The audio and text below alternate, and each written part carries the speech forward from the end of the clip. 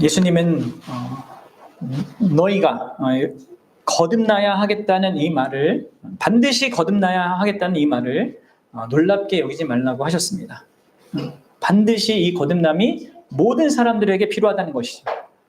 앞서 제가 지난 시간 말씀드렸다시피 7절은 니고데모에게 내가라고 하는 게 아니고 여기는 복수란 말이에요. 너희 모두가 반드시 거듭나야 한다라고 지금 예수님이 말씀하고 계신데, 왜 이 거듭남이 우리에게 진짜 필요한 것인가? 우리는 지난 시간에 그 거듭남이 필요한 이유, 좀 소극적인 의미에서의 그 거듭남의 필요성에 대해서 살펴보았습니다.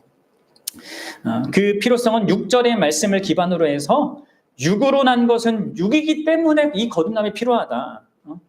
육체적인 출생을 가진 이 모든 자들이 바로 육체의 어떤 그 조건을 갖고 있기 때문에 곧 그 육체 안에, 육신 안에 가장 결정적인 어떤 문제를 그대로 갖고 있기 때문에 그것이 해결되기 위해서는 바로 거듭남이 필요하다고 말씀드렸습니다.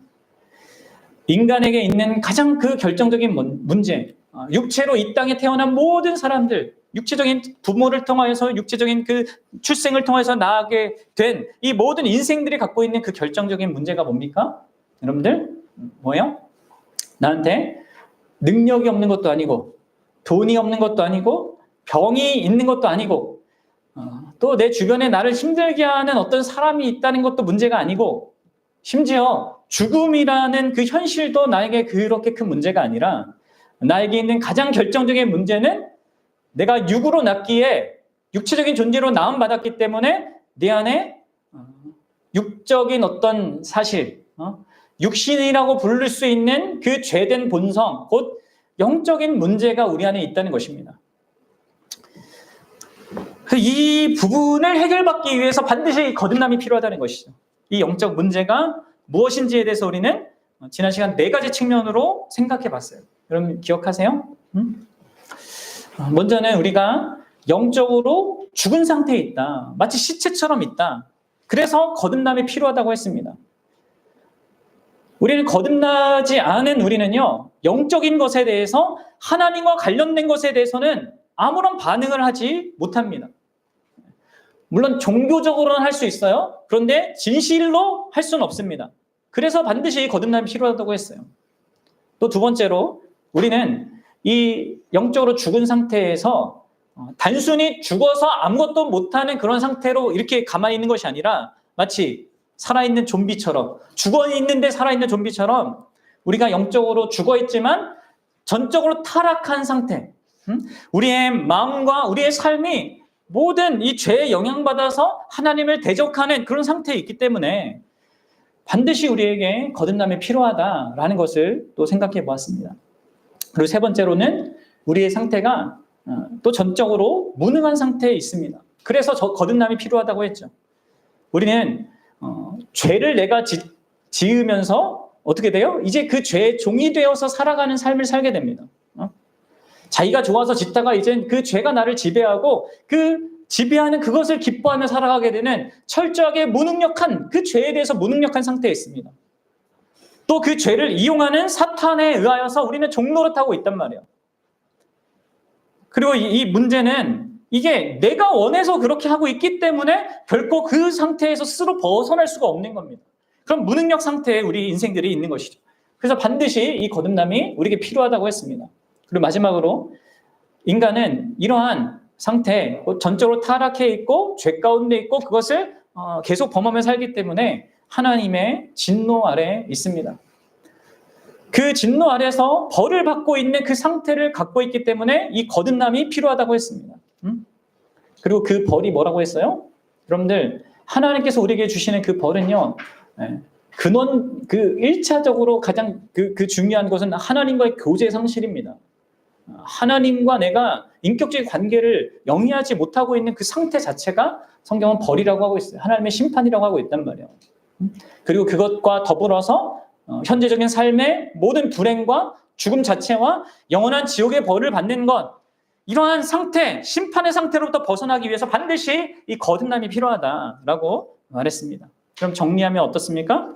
우리가 육으로 낳은 바 된 그 존재이기 때문에 영적인 죽음의 상태에 있어가지고 거듭남 필요하고, 마음과 삶이 전적으로 타락해 있기 때문에 이 거듭남이 필요하며, 죄와 사탄의 종이기 때문에 전적으로 무능하여서 거듭남이 필요하고, 무엇보다도 하나님의 진노 아래 벌을 받고 있는 상태이기 때문에 거듭남이 필요한 것입니다.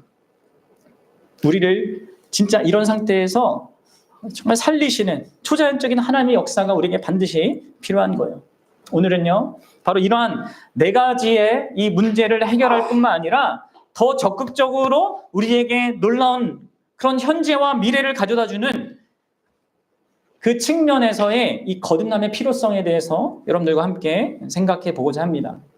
오늘 본문을 다시 보세요. 3장 3절에서 이렇게 예수님이 말하죠. 우리가 3장 6절은 이게 소극적인 의미에서 왜 거듭남이 필요하냐 이걸 얘기했다면, 3장 3절과 3장 5절은 이게 적극적인 의미에서 이 거듭남의 필요성을 말해줍니다.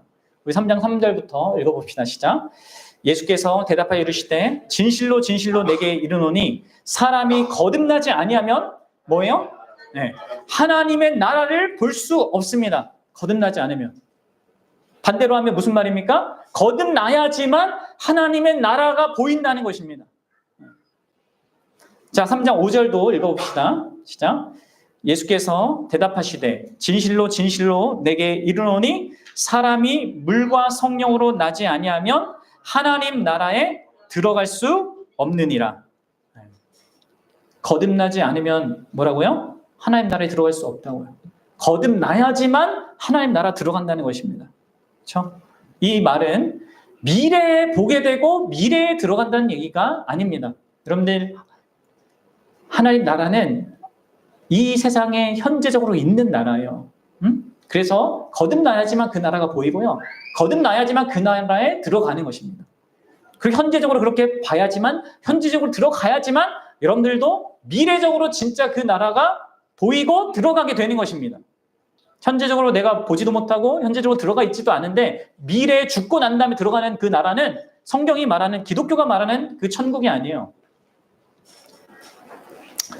자, 여러분들, 그래서 이 거듭나는 그 새 생명을 얻는 그 상태와 하나님의 나라를 보고 들어가고 결국 그 완성에 이르는 이 과정까지 어떻게 이게 연결되는지, 어떻게 이것을 하나님께서 이루어 가시는지 이 거듭남이 다 내포하고 있거든요. 이것을 우리가 지난 시간처럼 이 네 가지 측면에서 함께 이렇게 대비되어서 살펴보고자 합니다.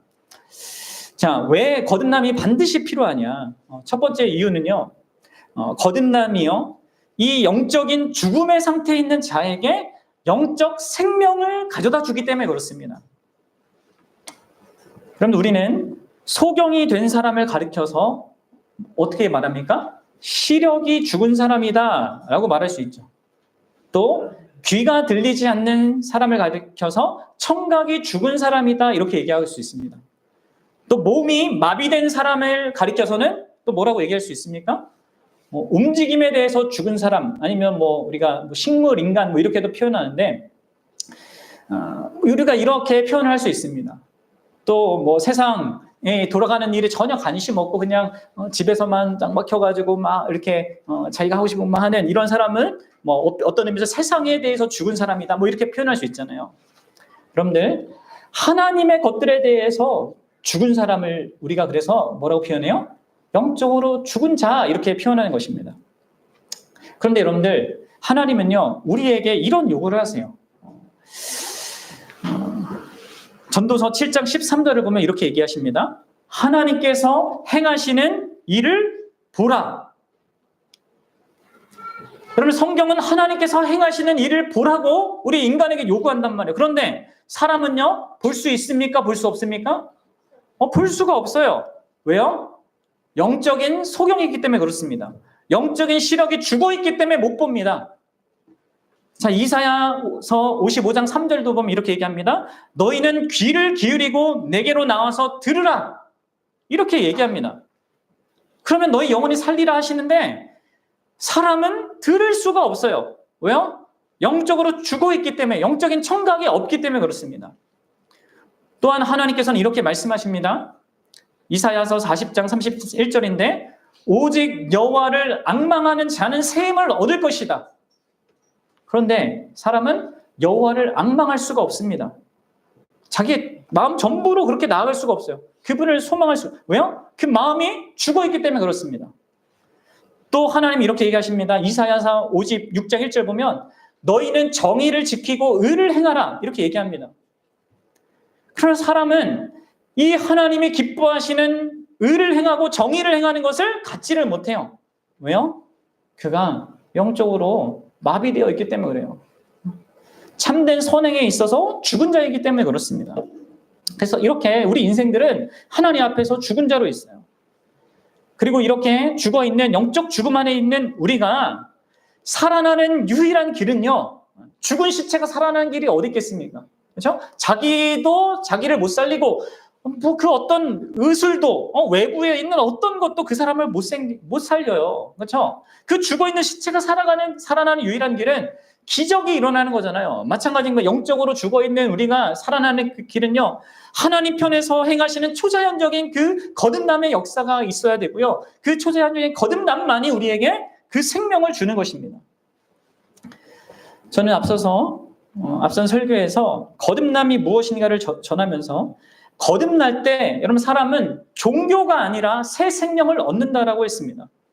그럼 니고데모는 종교인이었지만 새 생명이 없었던 죽어있는 자였단 말이에요. 이 거듭남이 영적 생명, 새 생명을 가져다 주는 것입니다. 그래서 여러분 이 거듭남이 뭐라고 했어요? 예수님이 행하는 그 초자연적인 것을 보면서 저분은 뭐 하나님인가 보다 이렇게 저분 안에 있는 그 초자연적인 것을 내가 인식하고 깨닫는 것, 그게 거듭남이 아니라 뭐예요? 바로 예수님의 그 초자연적인 역사를 자신 안에서 경험하는 게 이 거듭남이라고 했습니다. 그럼 보셔요. 예수님이 하나님이고 초자연적인 것을 하실 수 있다는 것을 아는 것은요, 귀신도 아는 겁니다. 사탄도 아는 거란 말이에요. 예수님은 니고데모를 칭찬하지 않았어요. 너가 나를 특별하게 봤구나. 훌륭하구나. 이렇게 칭찬하지 않았단 말이에요. 여러분들, 거듭남은 그렇게 초자연적인 것이 있다는 것을 깨닫고 하나님이 계시다는 걸 알고 하나님 없으면 이 세상 어떻게 되겠냐 뭐 이렇게 인정하는 것이 아니라 자기 안에서 그 하나님의 역사를 경험하는 것이어야 한다는 거예요. 근데 그 역사가 무엇입니까? 그 초자연적인 그 새 생명이 뭡니까? 우리를 살리는 그 생명이 뭐라고 했어요? 바로 예수 그리스도의 생명이라고 했습니다. 내가 곧 생명이니 라고 하신 그분의 생명이 내 안에 심겨지고 역사하는 거예요. 그래서 그 일이 어떻게 일어난다고 했습니까? 바로 성령 하나님께서 우리의 생명을, 우리의 죽어있는 그 생명을 그 영원하고 그 고귀하고 존귀한 그 예수 그리스도의 생명과 연결시켜서 우리의 영적 생명을 창조한단 말이에요. 마치 우리의 육신의 생명이 우리 부모의 생명하고 연결되어서 갖게 되잖아요. 우리 엄마의 생명과 이 탯줄로 연결되어서 아이가 그 생명이 이렇게 갖게 되고 소유하게 되는 것처럼 이 영적 생명도 예수 그리스도와 내가 연결되어서 창조되는 것입니다. 그래서 에베소서에서는 거듭남을 이렇게 표현한 것이죠. 함께 읽어봅시다.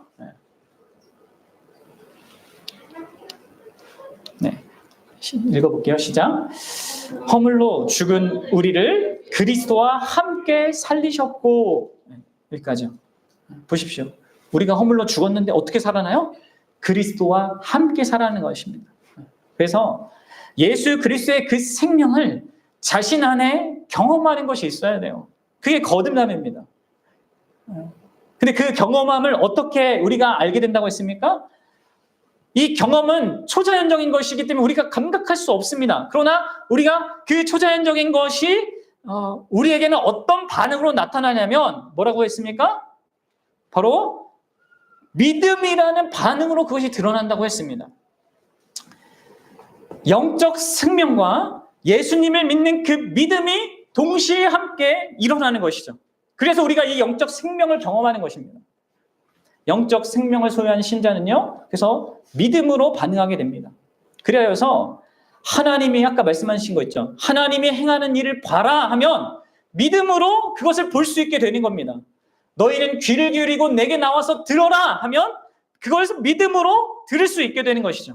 너희는 영화를 앙망해라 하면 이제 믿음으로 마음을 다해서 그분을 앙망할 수 있고, 너희는 내게 이렇게 순종해라, 정의를 행하라, 의를 행하라 할 때 믿음으로 순종할 수 있게 되는 거예요. 영적 생명을 얻고 나서야 드디어 하나님을 기쁘시게 하는 어떤 믿음의 반응들을 할 수 있는 것입니다. 그리고 그것이 아무리 보잘것없고 일시적이라 할지라도 잠깐 하고 이렇게 할지라도 그런 모든 반응들을 하나님이 기뻐하시는 거예요.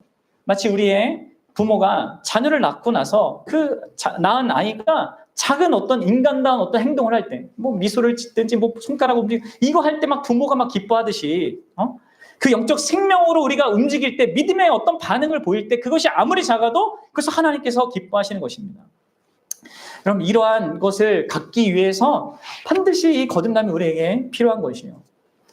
자, 두 번째로 우리에게 거듭남이 반드시 필요한 이유는 거듭나야지만 전적으로 타락한 그 상태에서 전적으로 새로워진 지위와 상태를 갖게 됩니다. 여러분들, 우리를 타락한 그 상태와 조건에서 새롭게 할 수 있는 것은 이 세상에 그 어떤 것도 없습니다. 오직 이 거듭남을 통해서만 가질 수 있습니다. 우리는 전적으로 타락한 상태가 몸과 삶 전체가, 마음과 삶 전체가 하나님을 대적하는 상태를 갖는다고 했어요. 특히 모든 인생들은요, 하나님께서 이 세상에 주신 이 하나님의 도덕법을 계속해서 어기는 그 조건이 있습니다. 그렇죠? 여러분들 생각해 보세요. 이 세상에 하나님이 이 자연에는 자연법칙을 주셨죠. 또 인간에게는 도덕법을 주셨단 말이에요. 그래서 우리 안에 옳고 그름이라는 그 개념이 있습니다. 근데 물론 그 개념이 늘 상황과 내 마음에 따라서 쉽게 무시되는 것이긴 하지만 분명히 존재해요. 그렇죠? 이건 누구도 부인할 수 없습니다. 또 이 기준에 그것을 이제 양심이 말하는데 양심의 이 기준에 보면 여러분들 누구도 자신이 마땅히 살아야 될 그 삶을 살고 있다라고 말할 수 있는 사람은 없을 거예요. 그렇죠? 누구나 다 그것을 직감합니다. 감각합니다.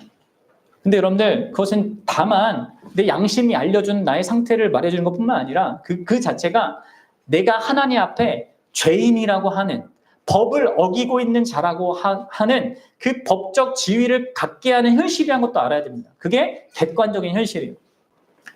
단순히 양심의 문제가 아니에요. 내가 좀 못하고 있고 나는 내가 마땅히 살아야 되는 삶을 못 살고 있네? 그냥 그런 내 감정의 문제가 아니라 나는 그것 때문에 그 하나님의 법을 어기고 있는 객관적인 현실이 있고 그 안에 죄인이라는 그 지위를 갖고 있는 겁니다. 하나님 앞에서. 근데 여러분들 거듭남이 우리의 믿음을 일깨우고 우리로 하여금 예수님과 연합된 생명을 갖게 만들 때요. 이 믿음은 우리에게 이 부분을 해결하는 혜택을, 복을 가져다 줍니다. 곧 우리에게 죄사함의 은혜와 의롭다 하시는 은혜를 주십니다. 갖게 합니다. 이 거듭남이. 자, 에베소서 1장 7절을 같이 읽어보도록 하겠습니다. 시작. 우리는 그리스도 안에서 그의 은혜의 풍성함을 따라 그의 피로 말미암아 속량 곧 죄사함을 받았느니라. 아멘. 여러분들 보십시오. 예수 안에서가 이게 예수님 생명과 연합되어서라는 의미예요. 그 안에서 우리가 예수님이 피 흘린 것 때문에 우리가 죄사함을 받게 된다는 것이죠. 내가 회개하면 그냥 하나님이 용서해 주는 이게 아니에요, 여러분들. 예수님이 피를 흘렸기 때문에 내가 용서받게 됩니다. 믿음으로 예수님과 연합된 생명이기 때문에 죄인인 우리가 그분의 피로 말미암아 죄의 용서함을 받습니다. 무슨 말이냐면 그분이 죄값을 치렀다는 거예요. 내가 치러야 될 것을 그분이 치렀다는 것이죠. 그럼 이게 얼마나 놀라운 이 복인 줄 아십니까? 그래서 성경은 이 복에 대해서 이렇게 얘기합니다. 로마서 4장 7절과 8절입니다. 같이 읽어보겠습니다. 불법이 사함을 받고 죄가 가리어짐을 받은 사람들은 복이 있고 주께서 그 죄를 인정하지 아니할 사람은 복이 있도다 함과 같으니라. 진짜 복이, 하나님의 진노와 심판을 받아야 될 그 대상들이 하나님께 용서받는다. 나의 회개 때문에 용서받는 것이 아닙니다. 예수님이 대가를 치렀기 때문에 내 회개가 용서받을 수 있게 되는 거예요. 공평하게, 공의롭게, 온전하게. 그뿐만 아니라 이 믿음은 예수님과 연합된 우리로 하여금 그 예수님의 의로움을 또한 소유하게 해요. 그래서 여러분들 우리가 하나님 앞에 죄인이 아니라 의롭다고 간주가 됩니다. 의롭다는 지위를 갖게 돼요. 이런 사실을 우리 믿음의 선배들은 칭의라고 불렀어요. 칭의. 여러분들 이제 책들을 보다 보면 읽게 될 거, 이렇게 보게 될 거란 말이에요. 의롭다고 칭함받는다는 말이에요. 그리고 이 말은 곧 하나님의 도덕법, 곧 율법에 따라 율법을 다 지킨 자다 라는 선언을 받는 것입니다. 예수님을 믿음으로 말미암아 용서받을 뿐만 아니라 너는 완벽하게 의로운 존재야 라는 그 칭의를 받게 된다는 거예요. 자, 갈라디아서 2장 16절 말씀을 함께 보도록 합시다. 시작. 사람이 의롭게 되는 것은 율법의 행위로 말미암음이 아니요. 사람이 의롭게 되는 것은 율법을 다 지켜서가 아니에요. 왜? 우리는 못 지켜요. 죄 때문에 못 지켜요. 뭐예요? 오직 예수 그리스도를 믿음으로 말미암는다. 예수님을 믿음으로 말미암아 의롭게 되는 거예요. 우리도 그리스도 예수를 믿나니 이는 우리가 율법의 행위로서가 아니라 그리스도를 믿음으로써 의롭다함을 얻게 하려 함이라. 얻으려 함이라. 율법의 행위로서는 의롭다함을 얻을 육체가 없느니라. 하나님의 이 도덕법을 다 지켜서 의로울 수 있는 자는 이 세상에 존재하지 않습니다. 하지만 그리스도 예수를 믿음으로 말미암아 의롭다함을 얻게 되는 것입니다. 우리는 거의 항상 그동안 불순종해왔고 여전히 그런 모습들을 가지고 있습니다. 그러나 우리 주 예수 그리스도는요, 완전하게 하나님께 순종하셨습니다. 이 땅 사시는 동안 태어나서 죽으시는 그날까지, 승천하시는 그날까지 완벽하게 하나님께 순종하셨어요. 거듭나서 예수님을 믿을 때 어떤 일이 벌어지냐? 바로 그 예수님의 의로움이 우리의 것이 되는 것입니다. 그 결과 하나님이 우리를 바라보실 때 우리가 완전하게 순종한 것처럼 우리를 대하신다는 거예요. 법적으로 그렇게 대하신다는 것입니다. 바로 신자는 자신과 연합된 이 예수님과 그분의 죽으심과 그 의로우심 때문에 용서받고 의인이라 여김을 받게 돼요. 그리고 제가 여김받게 된다고 했잖아요. 이 말은 우리가 진짜 의인으로 변화됐다는 얘기가 아니에요. 우리 존재 자체가 변화됐다는 게 아니라 우리가 신분상 그렇게 됐다는 것입니다. 의인으로 여김받는 것입니다. 존재적으로나 하나님의 도덕법 기준에서는 여전히 죄를 짓는 죄인이에요. 하지만 예수님과 연합된 관계 때문에 의인이라고 선언받게 되는 것입니다. 그래서 신자는 아주 독특한 상태를 갖게 되는데 곧 루터가 이렇게 얘기했어요. 신자는 의인인 동시에 죄인이다 이렇게 얘기했어요. 예수님 때문에는 의인인데 예수님이 그냥 나 상태로는 죄인인 거죠. 그래서 이 의인이면서 동시에 죄인이라는 상태는요, 신자로 하여금 놀라운 마음을 갖게 한다고 그가 말합니다. 우리가 의인이기 때문에 언제나 대담할 수 있고요. 또 본질적으로 여전히 죄인이기 때문에 겸손할 수 있다는 것이죠. 그럼 이걸 잘 생각해봐요. 이게 신분에 관한 이야기지만 그럼에도 불구하고 우리에게 영향을 미치는 이야기인 거예요. 이처럼 거듭남은 믿음을 일깨우고 우리를 그리스도와 연합시키면서 우리에게 죄의 용서함을 가져다주고 또 칭의를 가져다 줍니다. 그렇게 함으로 하나님께서 우리를 받아들이지 못하게 만들 만한 모든 법적 장애물들을 제거하시는 거예요. 그래서 여러분들 사탄이 나서서 하나님, 공의의 하나님께서 어떻게 이 죄인들을 용서할 수 있습니까? 용납할 수 있습니까? 라고 하나님께 이렇게 반발한다 하더라도 하나님이 이렇게 얘기하시는 것이죠. 내가 내가 택한 백성들의 이 죄를 내 아들에게 짊어지게 했다. 그리고 이 아들의 의로움을 이들이 영위하게 했다. 불만이냐?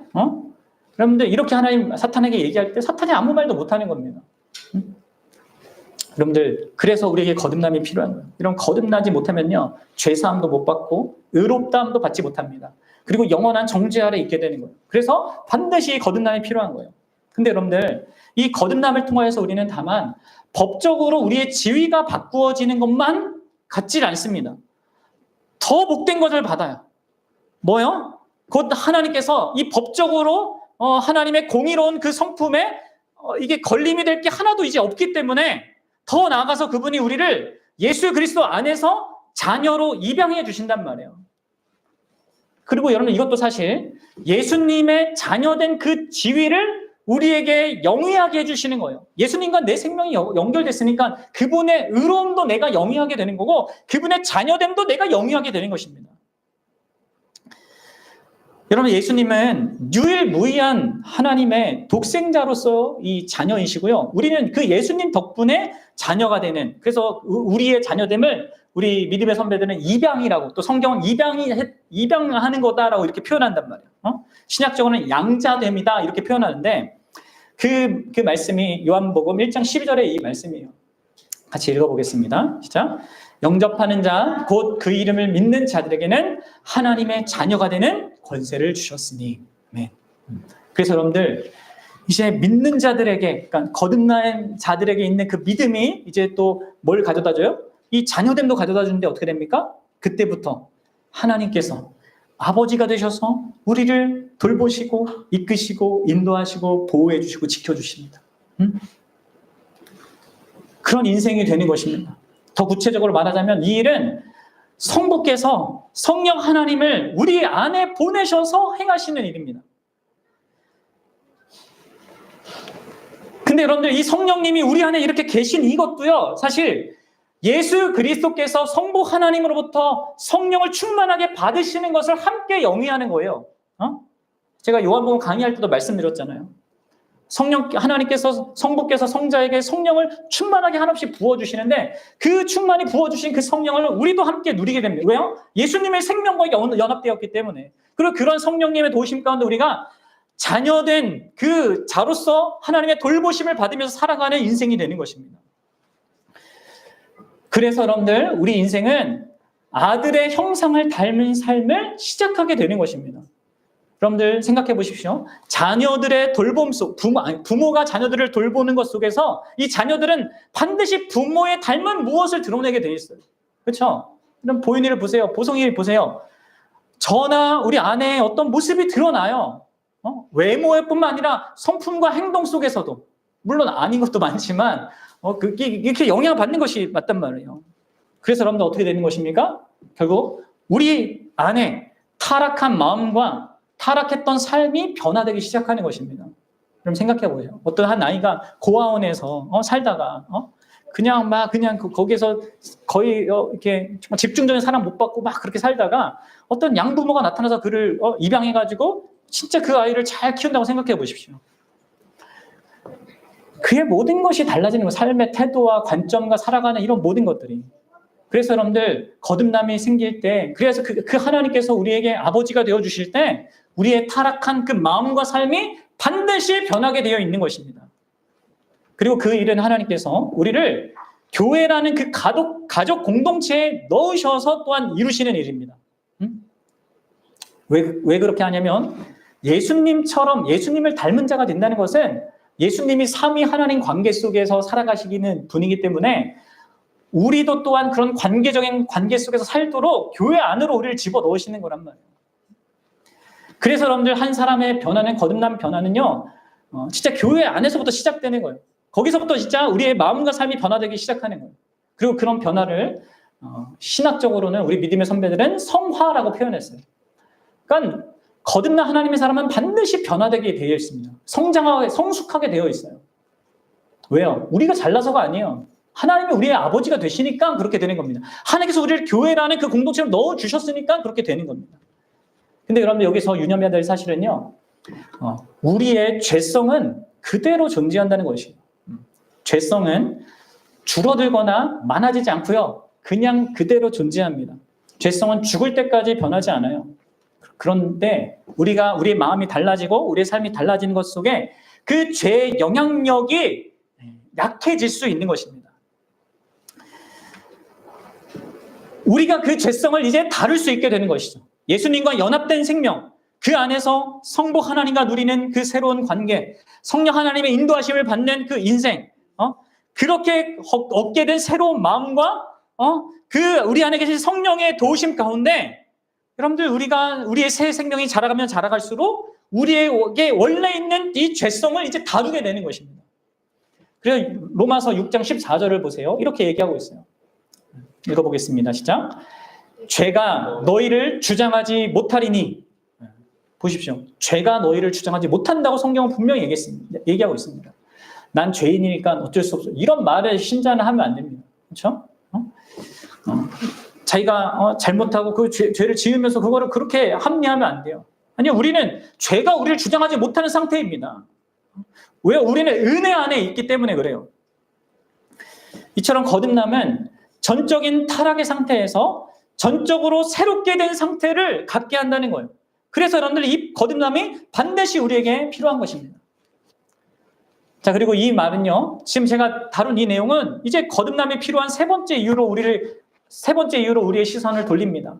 거듭남이 반드시 필요한 이유는요, 거듭남이 있어야지만 전적인 무능력의 상태에서 벗어나서 승리의 삶을 이제 시작하게 됩니다. 여러분, 거듭나기 전까지는 우리 모두는 죄에 대해서 속수무책입니다.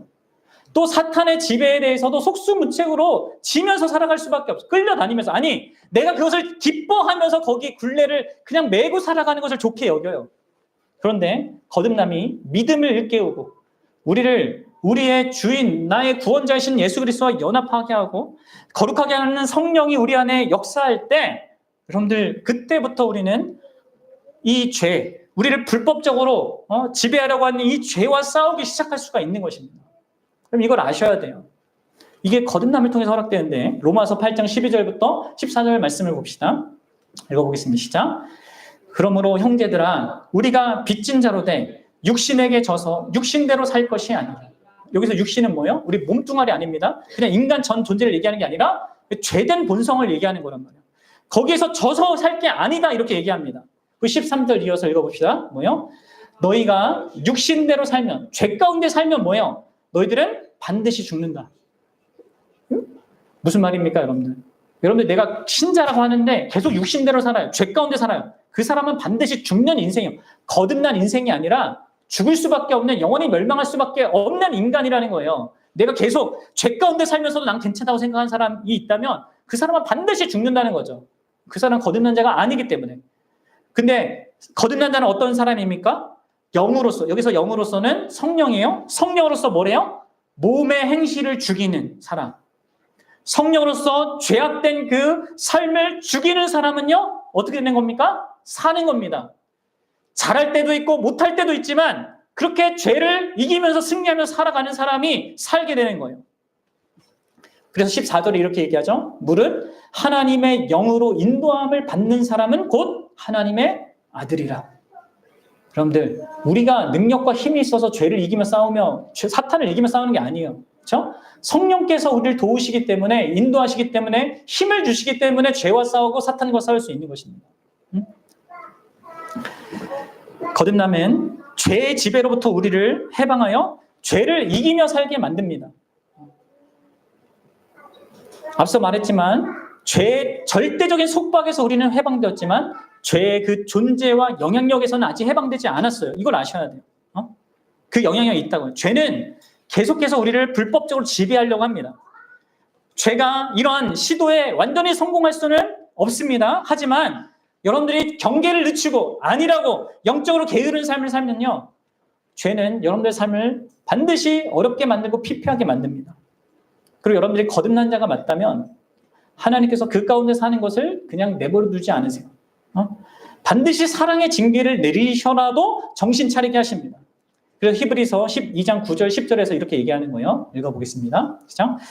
또 우리 육신의 아버지가 우리를 징계하여도 공경하였거늘 하물며 모든 영의 아버지께서 더욱 복종하며 살려 하지 않겠느냐. 그들은 잠시 자기의 뜻대로 우리를 징계하였거니와. 우리 부모들이 그들은 자기 뜻대로 징계를 한다면, 근데 뭐예요? 하나님은 뭐예요? 오직 하나님은 우리의 유익을 위하여 그의 거룩하심에 참여하게 하시느니라.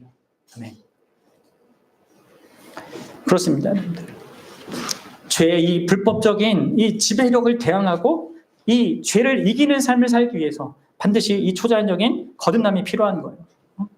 더불어서 거듭남은 이 죄를 이길 수 있는 자원, 이 능력을 공급할 뿐만 아니라 사탄을 이길 수 있는 자원과 능력도 공급합니다. 그래서 성경에 이런 이야기들이 있어요. 우리 베드로전서 5장 8절과 9절도 봅시다. 들어보세요. 근신하라, 깨어라. 너희 대적 마귀가 우는 사자같이 두루 다니며 삼킬 자를 찾나니 너희는 믿음을 굳건하게 하여 그를 어떻게 하라고요? 대적하라고. 자, 야고보서 4장 7절도 이렇게 얘기해요. 그런즉 너희는 하나님께 복종할지어다 마귀를 대적하라. 왜 신자들에게 이걸 요구합니까? 할 수 있으니까. 거듭난 생명이 있으니까. 사탄을 대적할 수 있는 겁니다. 근데 사탄이 항상 뭘로 우리를 속입니까? 막 무섭게 나타나서 아니면 우리한테 병과 어려움을 갖다 이게 사탄이 하는 게 아니죠. 뭐요? 사탄은 언제나 거짓으로 우리를 속인단 말이에요. 그러나 여러분 우리 안에는 뭐가 있습니까? 진리의 성령님이 있어요. 우리에게 항상 참된 진리를 공급해 주시는 그분이 계셔요. 성경을 통해서 그렇게 하시는 분이 계세요. 그분이 우리를 진리 가운데 인도하시기 때문에 우리가 믿음을 굳건하게 하여서 사탄을 대적할 수 있는 것입니다. 에베소서에도 보면 뭐라고 하냐면 너희가 마귀의 관계를 능히 대적하기 위하여서 하나님의 전신갑주를 입으라 이렇게 얘기해요. 공급해 주시는 게 있단 말이에요. 이제 이길 수 있단 말이에요. 승리하며 살아갈 수 있단 말이에요. 때때로 패배해도 그게 끝이 아니고 다시 일어날 수 있는 기회도 없고 이기며 살아갈 수 있게 된단 말이에요. 전신갑주를 공급받는단 말이에요. 이처럼 우리가 전적인 무능력함, 죄의 지배 아래 그리고 사탄의 지배 아래에서 벗어나서 승리의 삶을 이제 시작하고 그것을 계속 감당하는 것은요. 여러분들 이게 거듭남이 가져다 주는 것입니다. 그리고 하나님과 관계 속에서 우리가 잘 성숙하고 성화되면 성화될수록 그 승리도 빈번해지고 그 넘어졌다 일어나는 것도 빨리 되고 또 그 영향이 더 길게 유지되는 것입니다. 그러나 여러분들 말씀드렸다시피 항상 죄에 대해서 우리가 이길 수 있고 항상 사탄에 대해서 이긴다는 말은 아닙니다. 우리는 넘어질 수도 있습니다. 질 수도 있습니다. 그러나 계속 그 상태에 머물러 있을 수는 없습니다. 우리 안에 있는 그 영적 생명이 이제 죄와 이질감을 느껴요. 사탄의 그 모든 거짓과 이질감을 느낄 수밖에 없습니다. 거기서 못 견디게 만들어요. 이게 느껴진단 말이에요. 더불어 하나님도 아까 말씀드렸듯이 하나님도 우리를 그렇게 그 가운데 내버려 두지 않는단 말이에요. 그래서 결국 우리는 이 하나님 주신 새 생명과 우리 안에 계신 성령과 하나님의 돌보심 가운데 최종적으로 완전하게 이 죄를 이기게 되고 이 사탄도 이기게 되는 그 결론을 갖게 되는 것입니다. 이게 거듭남이 다 가져다 주는 겁니다. 이런 마지막 네 번째로 이 거듭남이 반드시 필요한 이유는요. 거듭날 때에만 우리는 하나님의 진노에서 벗어납니다. 그리하여 더 이상 크게 두려워할 것이 없는 인생으로 이 땅을 살고요. 무엇보다도 하나님의 큰 사랑 안에서 현재를 살고 그분이 약속하신 그 복된 미래를 소망하면서 이 땅을 살게 됩니다. 여러분들이 이 세상 살아가는 동안에 가장 두려워야 될 것이 무엇입니까? 내가 직장을 잃는 거, 사랑하는 사람을 잃는 거, 이거 아닙니다. 하나님의 진노예요. 하나님의 진노에 의한 심판입니다. 여러분들 이 세상에 존재하는 모든 악과 고통, 수많은 역사를 통해 인간이 경험했던 끔찍한 그 모든 것들을 다 끌어모아도 하나님이 최종적으로 최후에 우리 인간에게 쏟아 부으실 하나님의 진노와 그 심판, 그 지옥의 심판은요, 비교할 것이 없는 것입니다. 심지어 육체적인 죽음도 하나님의 영원한 심판에 의하면 아주 진짜 작은 것에 맛보기에 지나지 않는단 말이에요. 그런데 뭐예요? 거듭난 자만이 이 심판에서 벗어나는 것입니다. 그리고 이 심판에서 거듭난 자만이요, 자신을 두렵게 하는 그 모든 것에서부터 자유롭게 되는 것이죠. 그 어떤 일이 일어나도, 어떤 실패와 망함과 문제와 병과 이런 모든 것들이 생겨도, 심지어 죽음이 다가와도 여러분들 거듭난 자는 바울처럼 이렇게 말할 수 있는 거예요. 바울이 뭐라고 해요? 고린도전서 15장 54절에서 이렇게 얘기해요. 이 썩을 것이 썩지 아니함을 입고 이 죽을 것이 죽지 아니함을 입을 때에는, 자기 육신을 말하는 거거든요. 뭐요? 사망을 삼키고 이기라고 하신 기록된 말씀이 이루어지리라. 거듭난 자는요, 사망을 삼키고 이기는 그 말씀이 자신 안에서 경험되어질 자인 거예요. 이 사망, 하나님과 영원히 배제되고 하나님의 그런 임재로부터 배제되고 그분의 무한한 진노를 받아야 될 이 사망을 우리가 이렇게 볼 수 있다면요, 여러분들의 인생에 닥치는 그 모든 것도 진짜 넉넉하게 다 볼 수 있습니다. 그리고 진짜 이 거듭남 자만이 자 그렇게 하나님께서 우리를 사랑하는 그런 아버지로 계신다는 것을 아는 것 속에서 자신의 인생 가운데 일어나는 그 모든 일이 진짜 나를 사랑하셔서 주시는 것이다라고 믿을 수 있습니다. 힘든 일이 많고 어려운 일이 많고 관계 속에서 상황 속에서 많이 문제가 있어도 이게 진짜 하나님 사랑이구나 알 수 있어, 믿을 수 있다고요. 로마서 8장 28절에 이렇게 얘기하죠. 우리가 알거니와 하나님을 사랑하는 자 곧 그의 뜻대로 부르심을 입은 자들에게는 모든 것이 합력할 선을 이룬다.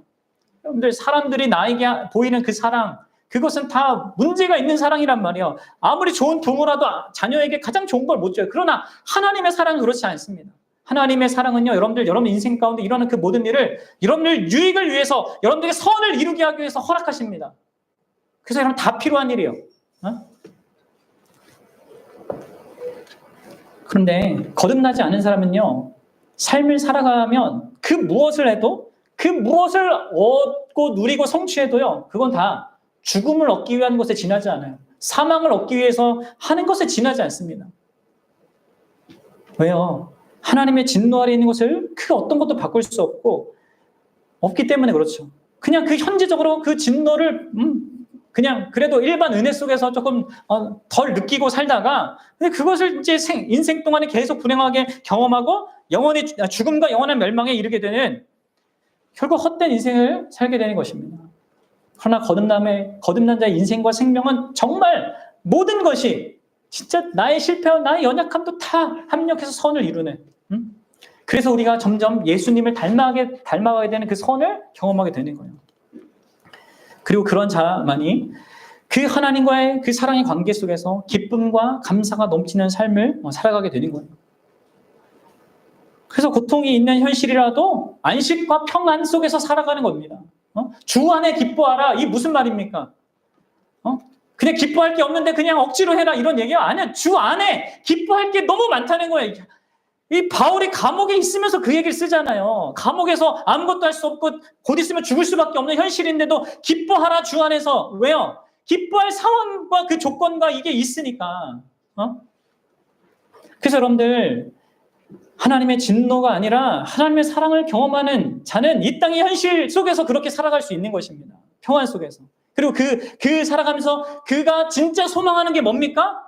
하나님과 교제 속에서 하나님의 사랑받으면서 소망하는 게 뭐겠어요? 다른 무엇이 아니라 결국 하나님 그분 자신을 더 소망하게 됩니다.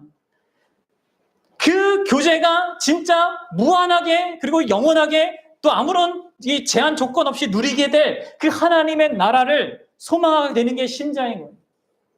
그리고 그분께서 약속하신 대로 그분이 약속하신 그 나라를 유업으로 받을 것을 또한 미래의 소망을 갖고 살게 되는 것이죠. 여러분 이게 천국으로 가는 좁은 길에 들어간 사람의 모습인 거예요. 이 땅의 것을 전부로 생각하지 않고 상대적인 것으로 여기며 하늘의 것을 소망하는 자가 되는 거죠. 이 거듭난 자가 이렇게 되는 거예요. 골로새서 3장 1절부터 4절 말씀 보십시오. 읽어봅시다. 시작. 그러므로 너희가 그리스도와 함께 다시 살리심을 받았으면 거듭났으면 뭐예요? 위의 것을 찾아라. 거기는 그리스도께서 하나님 우편에 앉아 계시니라. 위의 것을 생각하고 땅의 것을 생각하지 말라. 이는 너희가 죽었고 너희 생명이 그리스도와 함께 하나님 안에 감추어졌습니다. 우리의 생명이신 그리스도께서 나타나실 때 그때 너희도 그와 함께 영광 중에 나타나리라. 아멘. 여러분들 이 거듭나야지만 이 말씀에 기꺼이 순종할 수 있는 것입니다. 곧 유한하고 사라질 이 세상의 무엇에 우리가 목숨과 인생을 거는 것이 아니라 위의 것, 곧 영원한 것에 자기 인생과 목숨을 거는 그 복된 삶을 살게 되는 것이죠. 여러분들 결론을 맺겠습니다. 여러분들 앞에 설명한 이 네 가지 측면이요. 거듭나지 않으면 다 놓치는 거예요. 우리가 거듭나야 되는 이유는요. 우리에게 네 가지의 가장 결정적인 문제들이 있기 때문에 그렇고요. 반드시 이 거듭남이 있어야지만 이 네 가지의 문제를 완전히 전복시키는 그 하늘의 신령한 모든 복들을 소유하기 때문입니다. 여러분들 죄라는 이 질병이 우리 전 존재를 아우르고 우리의 운명과 우리의 인생을 다 망치기 때문에 이 죄라는 질병을 해결하는 이 거듭남 은혜 역시요. 우리 전 존재와 우리 전 삶을 아우르는 실체로 주어지는 것입니다. 그래서 예수님께서 뭐라고 했다고요? 내가 반드시 거듭나야 한다. 그래야지만 그게 하나님 나라거든요, 여러분들. 거듭난 생명으로 그렇게 하나님께 살아가는 게 하나님을 보는 거, 하나님 나라를 보는 거고 하나님 나라에 들어가는 것입니다. 그게 현재적으로 있어야지만 미래에도 그것을 갖게 되는 거예요. 그래서 여러분들 뭐예요? 신자에게 예수님을 믿게 되는 그 거듭남을 경험하는 게 최고의 복이고 최고의 기적입니다.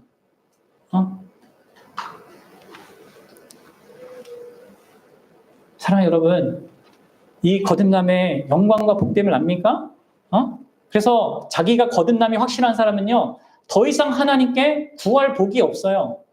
응? 그럼 뭐가 필요하겠습니까? 필요한 게 없어요. 필요하다면 이미 내게 주어진 그 신령한 복을 내가 현재적으로 더 많이 누리는 그런 자가 되는 거, 내가 성장해 가는 거, 이것뿐이지 내가 추가적으로 하나님의 백성과 자녀로 살아가는데 필요한 복은 더 이상 없단 말이에요. 이미 다 예수님 때문에 바른 자로 살아가는 겁니다. 그래서 기독교는 복 받기 위해서 이 세상에 잘 먹고 잘 살기 위해서 믿는 종교가 아닌 거예요. 거듭남을 통해서 이미 최고의 복을 받은 자로 살아가고 그 최고의 복을 허락하신 하나님과 예수 그리스도와 그 성령님께 감사하고 그 예배하고 그 은혜의 영광을 찬송하는 삶을 사는 것입니다. 우리가 하는 모든 신앙생활은 다 이런 의미입니다. 우리에게 주신 것에 대한 반응이지 내가 부족한 게 있어서 너 뭐가 하고 싶은 게 주어진 게 없는데 더 받기 위해서 하는 것이 아닙니다. 그래서 여러분들 진실로 거듭남이 확실한 자는요, 이 모든 복을 나에게 가능하게 해주신 그분 누굽니까? 삼위 하나님, 그리고 그 가운데서도 친히 하늘의 영광을 버리고 이 땅에 오셔서 사람이 되어 주신 그 예수 그리스도, 그분으로 충분하다고 고백하게 되는 거예요. 그리스도 안에서 그리스도 때문에 우리가 이 모든 거듭남과 결부된 우리의 이 결정적인 이 모든 문제를 뒤집는 모든 이 신령한 복들을 다 예수 그리스도와 연결되어서 우리가 받고 누리단 말이에요. 그래서 오직 예수 그리스도만으로 충분한 겁니다.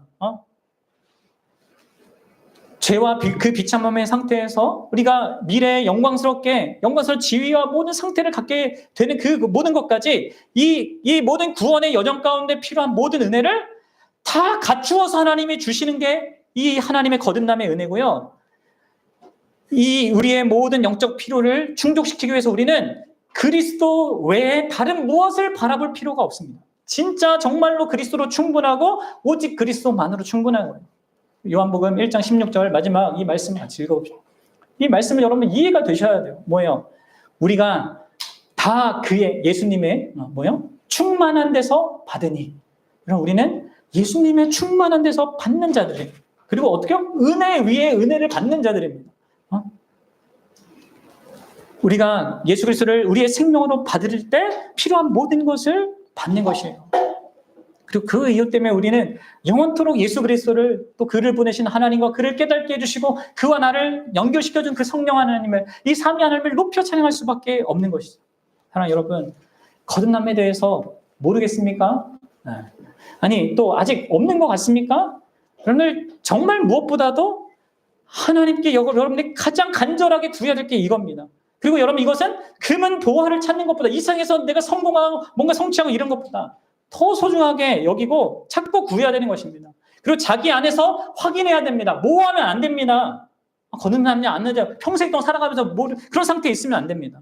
진실로 그리스도 안에 있는 절대적인 그 충분함을 우리에게 가져다 주는 것이 거듭남이기 때문에 이 거듭남을 여러분 진짜 자기 안에서 확인하기 바라고요. 진짜 하나님께 구하기 바라고요. 이 최고의 복을 여러분들이 진짜 우리 모두가 우리 아이들부터 진짜 다 받아 누릴 수 있길 바랍니다. 같이 기도하겠습니다.